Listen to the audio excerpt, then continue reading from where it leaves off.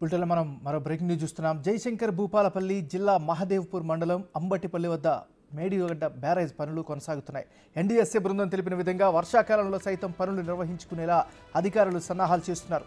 ప్రాజెక్టులో sheet files పూర్తిగా ఏర్పాటు చేసి బ్యారేజ్కి ఇరువైపులా సీసీ బ్లాక్ల పనులను కంప్లీట్ చేశారు. రివిటింగ్ ఎఫ్రాన్ వాల్ మరమ్మతులు కూడా పూర్తి చేశారు.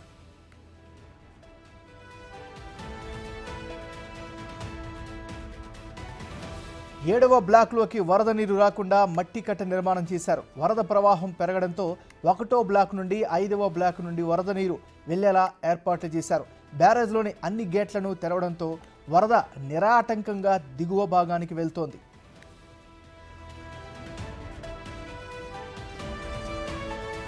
కుంగిన 20వ పిల్లర్ వద్ద ఏర్పడిన పగుళ్లను సిమెంట్ ఫిల్లింగ్ చేస్తున్నారు. 20వ గేట్ కట్ చేసి పూర్తిగా తొలగించారు.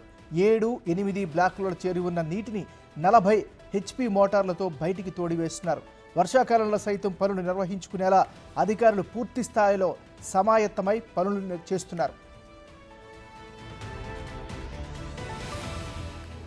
జయశంకర్ భూపాలపల్లి జిల్లా మహదేవపుర మండలం అంబట్టిపల్లి వద్ద మేడిగడ్డ బ్యారేజ్ పనులు కొనసాగుతున్నాయి. ఇదే అంశానికి సంబంధించి మరింత తాజా సమాచారాన్ని మా రిపోర్టర్ వేణు అందిస్తారు. వేణు, చెప్పండి.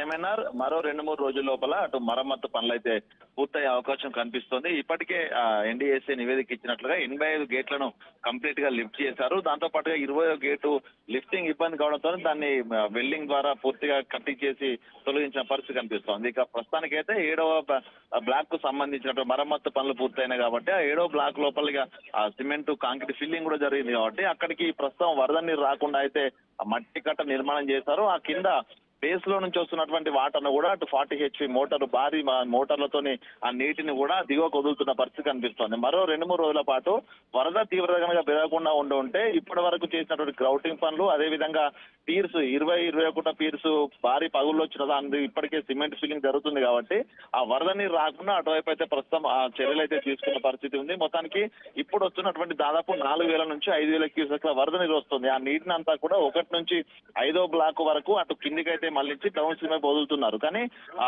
ప్రస్తుతం ఈ 21వ పీర్ వద్ద ఉన్నటువంటి మరమ్మతులు సిమెంట్ ఫిల్లింగ్ జరుగుతున్న నేపథ్యం లోపల పక్కకు ఉన్నటువంటి 22, 23, 24 పీర్స్ వద్ద గేట్లను క్లోజ్ చేసి ఆ వరద నీరు అక్కడికి రాకుండా అయితే ప్రస్తుతం అయితే సంరక్షణ చర్యలు అయితే కొనసాగుతున్నాయి. ఇప్పటికే ఆ గ్రౌటింగ్ పూర్తయిన నేపథ్యం లోపల గ్రౌటింగ్ మెషినరీ అంతా కూడా బ్యారేజ్ మీదకి అయితే తీసుకోవడం జరిగింది. ప్రస్తుతానికి అటు జేసీబీలు భారీ స్థాయి మెషినరీ సాయంతో గ్రౌటింగ్ పూర్తయిన తర్వాత ముందున్నటువంటి యాప్రాన్ వాళ్ళకు సంబంధించి మరమ్మతులు, అదే విధంగా దానికి కాంక్రీట్ తోని ఫ్లోరింగ్ పనులు అయితే చివరి దశకు చేరుకున్నాయి. అంటే 2-3 రోజుల లోపల అవి పూర్తయ్యే అవకాశం అయితే కనిపిస్తుంది. ఎన్డీఎస్ఏ ఏ విధంగా మధ్యంతర ఉత్తర్వులు చెప్పిందో అదే విధంగా అయితే ప్రస్తుతం అక్కడ రక్షణ చర్యలు తాత్కాలిక మరమ్మతులతో పూర్తయ్యాయి. పూర్తిగా ఈ 2-3 రోజుల లోపల మాత్రం కంప్లీట్ గా 100% పనులు పూర్తి చేసే అవకాశాలు అయితే కనిపిస్తా ఉన్నాయి.